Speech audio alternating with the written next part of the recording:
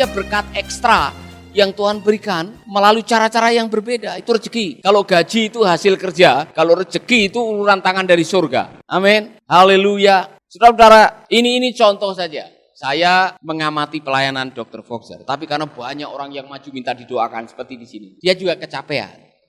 Jadi minta kita juga mendoakan. Saya dengan Pastor Dion yang dari Atlanta mendoakan. Orang datang bergiliran minta didoakan dan sebagainya. Sementara saya berdoa, ada orang yang masukkan uang di kantong saya di jasa. Dia nyari-nyari kantong saya gitu. Ya kan? Luar biasa. Ya kan? Lain kali saya belajar, lain kali kalau ada jas yang kantongnya banyak itu bagus.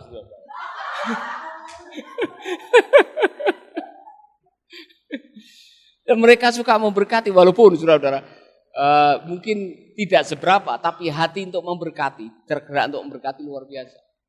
Saya itu punya salah persepsi. Saya pikir Vietnam itu orangnya miskin, daerahnya kumuh. Salah ternyata. Vietnam itu mirip Singapura. Maju sekali saudara, gedung-gedung tinggi, jalannya bersih. Hanya mirip kayak Bali, banyak motor itu aja. Ya, tapi maju sekali. Dan saya mau mengatakan kepada Anda, mereka gemar memberi. Mereka suka memberi. Dan itu karena diajarkan oleh Dr. Foster. Ada salah satu pelajaran nanti mengenai nilai-nilai kerajaan Allah. Salah satunya generosity, mercy. Di buku 2 nanti akan diajarkan. Jadi setialah dengan apa yang ada di depan mata. Karena Tuhan punya cara. Saya lagi kagum dengan cara Tuhan memberkati saya. Ada hal yang di luar dugaan yang Tuhan lakukan yang saya bilang, kok bisa begini ya? Katakan kepada teman saudara, seolah-olah ada sesuatu yang luar biasa datang dalam hidup saudara, kok bisa begini ya? Bilang.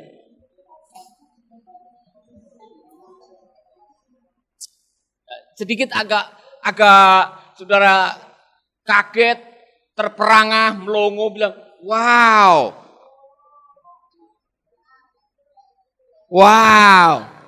Amin. Tuhan punya cara untuk memberkati Anda. Amin. Katakan kepada teman saudara, Tuhan punya cara untuk memberkati Anda.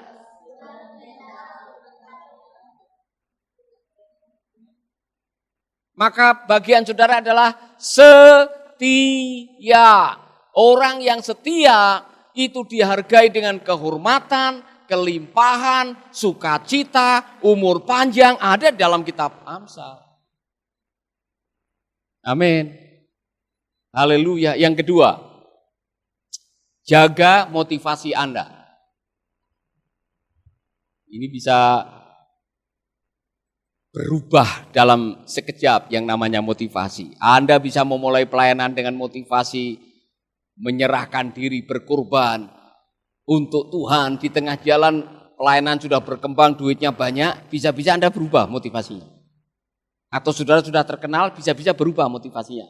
Saya mendengar seorang perintis yang waktu mau mulai merintis, kalau pagi berdoa, dia doanya, Tuhan berkatilah gerejamu. Ya kan? Berkatilah gerejamu Tuhan.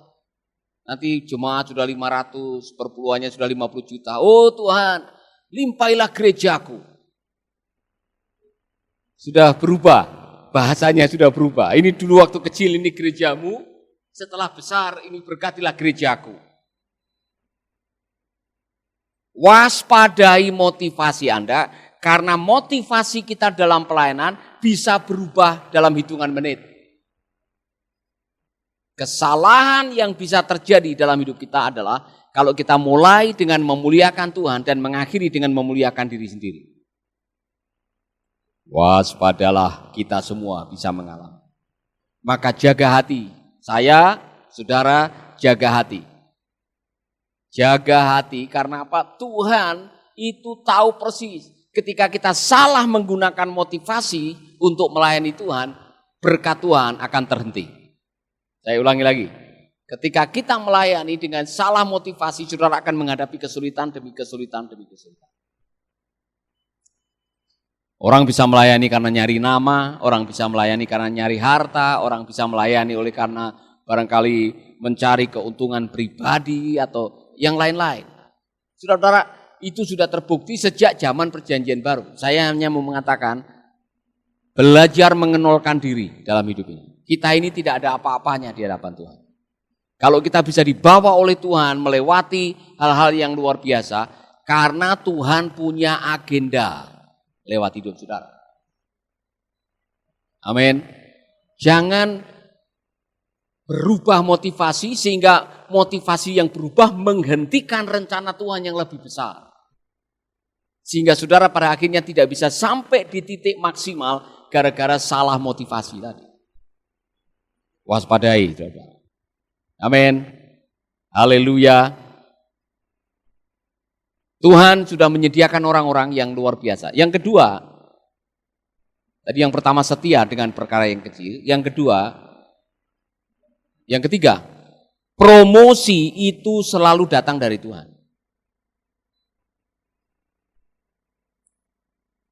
Saudara tidak perlu mempromosikan diri untuk bisa dikenal orang. Saudara tidak perlu mempromosikan diri untuk bisa terkesan hebat dengan berbagai macam cara. Saudara juga tidak perlu harus mempromosikan diri dengan menjelek-jelekan orang lain.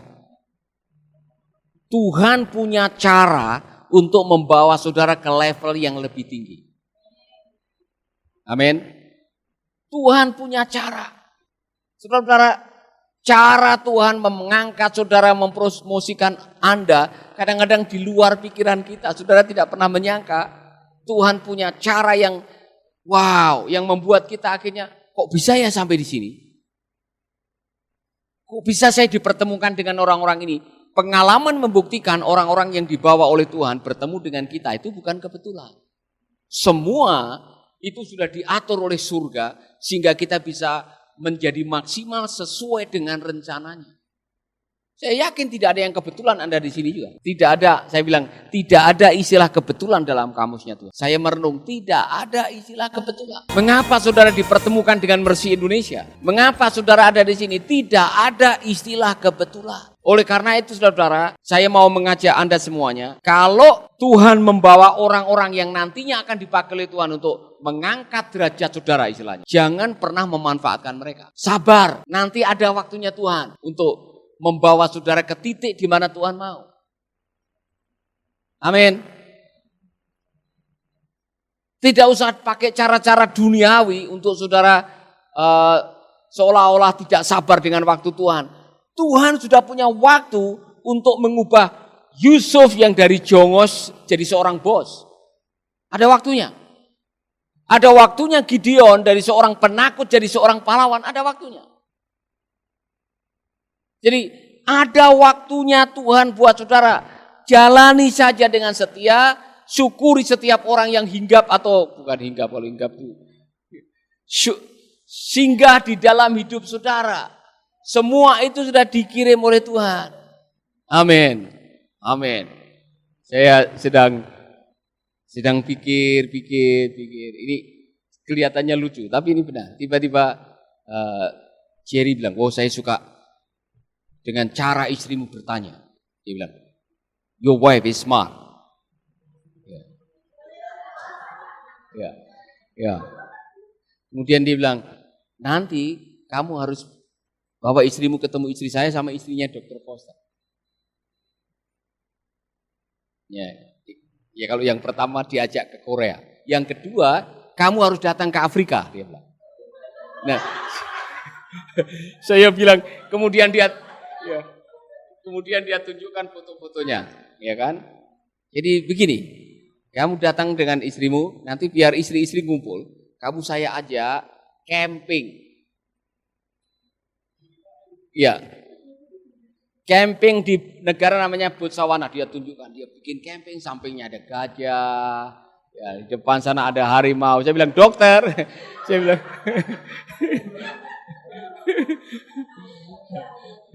saya bilang sama Dr. Foster, Anda harus bernubuat dulu supaya dia tidak bakalan dia mau camping di tempat seperti itu.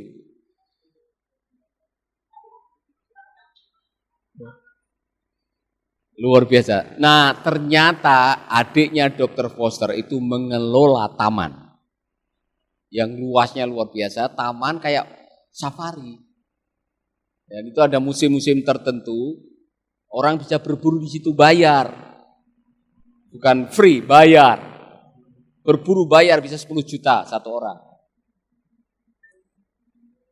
Anda boleh membunuh 2 binatang. Dan saudara-saudara, saya hanya melihat dari sisi yang lain. Saya melihat ini koneksi yang luar biasa. Karena kantornya Pak Foster di Afrika itu di tempatnya dia, di perusahaannya dia. Dia dikasih 1 lantai seluas ini. Khusus untuk kantornya Dr. Foster.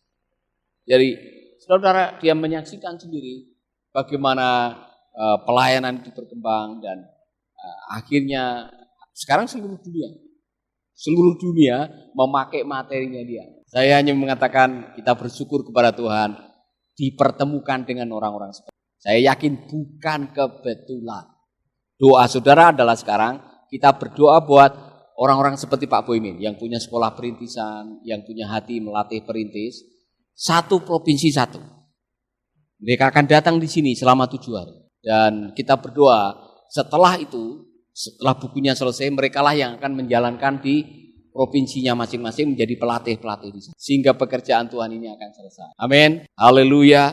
Makanya saudara yang baru segera merintis. Segera melakukan suatu, mungkin komsel, merintis komsel. Tidak mesti harus pergi ke pedalaman Niku Boti. Saudara bisa membuka komsel di sekitar sini. Susi bisa buka komsel, ya kan? Arvin bisa buka komsel, ya kan? Kamu kan sudah bisa memenangkan laki-laki. Kamu bisa memenangkan yang lain-lain juga, ya kan? Amin. Haleluya. Jadi saya mau mengajak kita berdiri berdoa. Tuhan pakai kita semuanya untuk menjadi saluran berkat bagi Indonesia, bagi Asia dan negara-negara Pasifik. Kita berdoa supaya kita ini kembali kepada apa yang menjadi panggilan utama kita di awal dulu. Perintisan.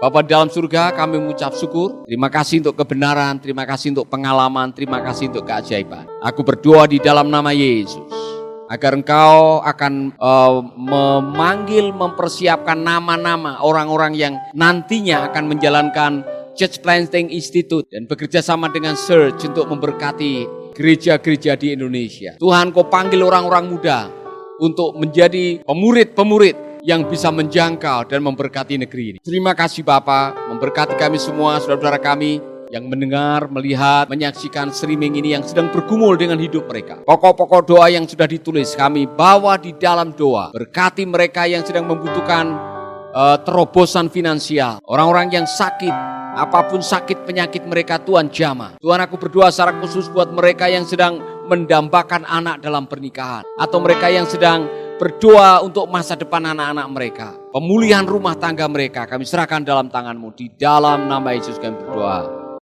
Amin, amin. Sahabat, Anda baru saja mendengarkan program Making Life Better. Hubungi kami di 0811 3901 144 atau 0811 3901 140. Mari dukung pelayanan Making Life Better melalui rekening BCA 66 900 30525. Sekali lagi, 66 900 30525. Atas nama Paulus Wiratno. Terima kasih, Tuhan Yesus memberkati. Making life better, making hidup lebih